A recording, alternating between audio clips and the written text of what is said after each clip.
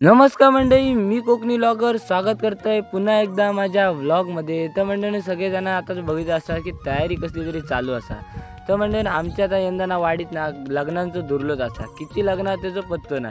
तर लग्न म्हटली का कोकणात केळवणा येईली. तर आज होता आमच्याकडे एकदम 3 जणांचा केळवण. तर त्याच्यासाठीच आम्ही तयारी वगैरे केला. फारसं काय डेकोरेशन नाही, आमच्या साध्या पद्धतीत म्हणजे साधारण आपला केळवण वगैरे लिहिला आणि नंतर मग अशा मस्तपैकी तयारी केला. तर तेवढ्यात तयारी करून वगैरे झाला आणि जेवण तर झालं, तर सगळ्यांची एंट्री झाली. तर आज त्या तिघांचा केळवण अमुक काका, विशाखा आत्ते आणि पूनम आत्ते अशा सगळ्यांची केळवणं असल्यामुळे सगळीच जण आता आमच्याकडे येली. तयारी वगैरे झाली आणि केळवण विशेष होता नॉनव्हेजचा.